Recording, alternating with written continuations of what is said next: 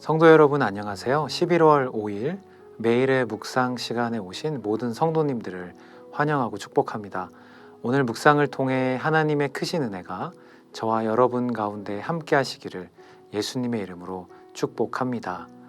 오늘 하나님께서 저희들에게 허락하신 말씀은 고린도전서 11장 17절에서 22절까지의 말씀입니다.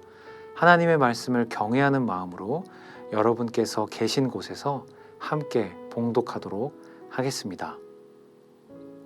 내가 명하는 이 일에 너희를 칭찬하지 아니하나니 이는 너희의 모임이 유익이 못되고 도리어 해로움이라. 먼저 너희가 교회에 모일 때에 너희 중에 분쟁이 있다 함을 듣고 어느 정도 믿거니와 너희 중에 파당이 있어야 너희 중에 옳다 인정함을 받은 자들이 나타나게 되리라.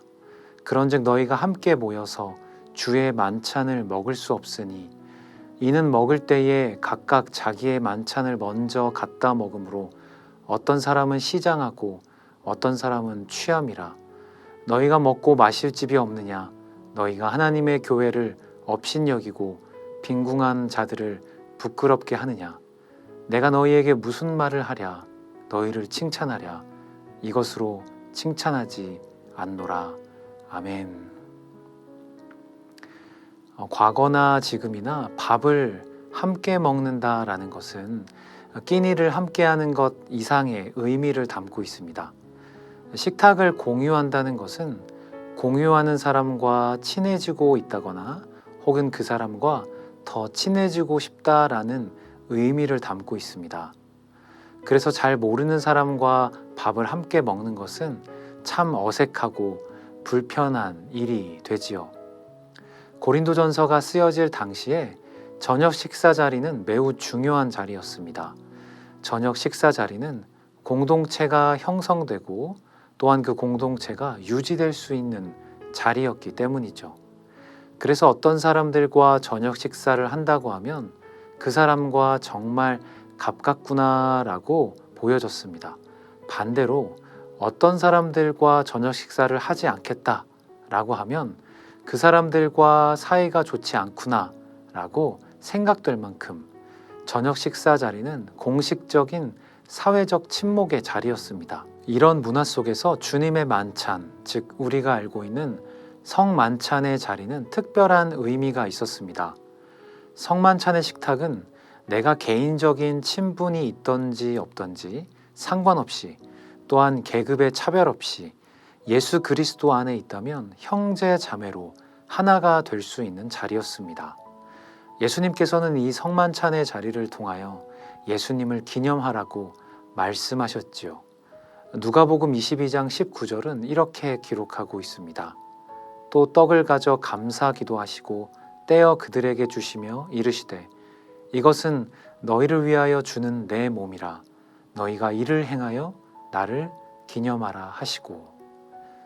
성만찬 자리는 예수님께서 자신의 생명을 사람들에게 주셨음을 기억하는 자리여야 했기에 예수님의 은혜와 사랑을 그대로 투영해야 했습니다. 그렇게 예수님의 은혜와 사랑이 투영된 자리라면 그곳에서 성도들은 깊은 영적 교제를 나눴을 것입니다. 그런데 고린도 교회 성도들은 성만찬의 자리에서 그것을 경험하지 못했습니다. 아니 오히려 해로웠습니다. 오늘 본문인 17절은 이렇게 기록하고 있습니다. 내가 명하는 이 일에 너희를 칭찬하지 아니하나니 이는 너희의 모임이 유익이 못되고 도리어 해로움이라. 예수님의 사랑과 은혜를 느끼긴커녕 오히려 그 안에서 파벌과 분열을 느낀 것이죠. 당시 고린도 교회에는 분열이라는 심각한 문제가 있었습니다. 성도들은 많은 은사를 가지고 있었지만 그 은사들을 자신을 자랑하는 수단으로 썼지 다른 성도들을 유익하게 만들기 위해 사용하지 않았습니다. 은사가 이렇게 많은 교회였지만 예수 그리스도의 몸인 고린도 교회는 병들어가고 있었던 것이죠. 그 모습이 얼마나 심각했는지 분열의 문제가 성만찬의 자리까지 드러나게 됐던 것입니다. 성만찬의 자리에서 부유한 성도들과 가난한 성도들 간의 분열이 일어났습니다. 당시 가난한 성도들은 늦게까지 일을 해야만 했습니다. 반대로 부자인 성도들은 늦게까지 일을 할 필요가 없었지요. 성만찬의 자리에 먼저 오는 사람들은 늦게까지 일할 필요가 없는 부유한 성도들이었습니다. 그런데 먼저 온 부유한 성도들이 성만찬의 자리에 차려진 음식을 다 먹어버렸던 것이죠. 반면에 일을 하다가 늦게 도착한 가난한 성도들은 먹을 것이 없었습니다. 가난한 성도들이라고 해서 남겨진 음식을 먹는 것이 기분 좋을 수는 없었겠지요. 이 모습이 어떻게 예수님의 은혜와 사랑을 반영한다고 할 수 있겠습니까?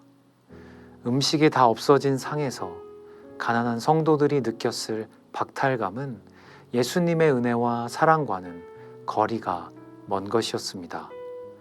분명히 예수님께서는 성만찬으로 예수님을 기억하라고 하셨는데 이렇게 고린도 교회의 성만찬은 하면 할수록 그들에게 오히려 해로운 것이 되었습니다. 자신을 먼저 생각하는 이기적인 모습이 고린도 교회를 병들게 만든 것이죠. 사랑하는 성도 여러분, 저와 여러분이 사는 이 시대도 이기적인 사랑이 지배하는 시대가 되었습니다.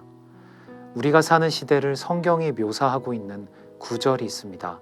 디모데후서 3장 2절 말씀이지요. 사람들이 자기를 사랑하며 돈을 사랑하며 자랑하며 교만하며 비방하며 부모를 거역하며 감사하지 아니하며 거룩하지 아니하며 이렇게 저와 여러분은 자신을 사랑하는 것이 당연한 것처럼 여겨지는 시대에 살고 있습니다. 나에게 유익을 주지 않으면 굳이 다른 사람들과 관계할 필요성을 느끼지 못합니다. 동호회, 모임 같은 것들이 많이 있지만 누군가를 섬기거나 사랑하기 위해서 하는 모임보다는 내가 필요한 정보를 얻고 내가 성공하기 위한 모임들이 대다수입니다. 결국 나 중심입니다. 나 중심으로 살다 보니 이렇게 우리 사회는 분열되고 말았습니다. 정치적인 색깔에 따라 분열되었고 가난한 사람과 부유한 사람들이 분열되었고 남성과 여성이 분열되었고 기성세대와 젊은 세대가 분열되었습니다. 이 밖에도 수많은 기준들로 우리 사회는 깨어져 있습니다. 그리고 그 가치가 교회 안까지 들어오게 되었습니다. 교회 안의 모임 안에서도 어느덧 이러한 가치들이 기준이 되어 성도들이 하나 되는 것을 가로막고 있지요. 어떤 조건 없이 예수 그리스도 안에 있는 사람들이 서로 교제하고 하나 되는 모임들이 결국 해롭게 되고 만 것입니다. 사랑하는 성도 여러분, 할렐루야 교회는 그리고 저와 여러분이 속한 모임들은 예수님의 사랑과 은혜를 투영하는 모임이 되기를 간절히 사모합니다. 세상에서 어떤 조건도 상관없이 예수님의 은혜와 사랑을 반영하는 사랑방과 다른 모임들이 되기를 기도합니다. 그리고 그런 모임을 만들기 위해 하나님께서 주신 은사를 한번 사용해 보십시오. 나의 신앙을 넘어서서 다른 사람을 유익하게 하는 것에 그 은사를 사용하십시오. 이 세대가 당연하다고 여기는 자기 중심적인 가치관을 거슬러 하나님께서 기뻐하시는 하나 되는 할렐루야 교회가 되기를 간절히 사모합니다. 서로를 향한 작은 배려와 사랑을 통해 그 모임 안에서 예수님을 경험하는 것, 그것이 우리에게 가장 필요한 진정한 유익입니다. 기도하시겠습니다. 하나님 감사합니다. 주님께서 우리를 자녀로 삼아주시고 우리 각 사람에게 주신 은사를 통하여 예수 그리스도의 몸인 할렐루야 교회를 섬기게 하시니 감사를 드립니다. 하나님, 공동체를 기억하게 하여 주셔서 그 공동체 안에서 연합되게 하여 주시고 자기 중심적인 생각을 버리게 하여 주시고 하나님께서 기뻐하시며 또한 우리에게 영적인 교제를 나누며 충분히 유익이 되는 모임이 되게 하여 주시옵소서. 그 일을 위하여 헌신하는 성도들이 되게 하여 주시고 그것을 하나님께서 기뻐하심으로 바라보고 계심을 기억하게 하여 주시옵소서. 그렇게 이 세상에 주님의 제자된 교회의 모습을 보이는 귀한 할렐루야 교회와 모든 성도님들 되게 하여 주시옵소서. 주님, 우리와 함께 하시는 주님을 찬양합니다. 감사합니다. 이 모든 말씀 우리 주 예수 그리스도의 이름으로 기도드립니다. 아멘.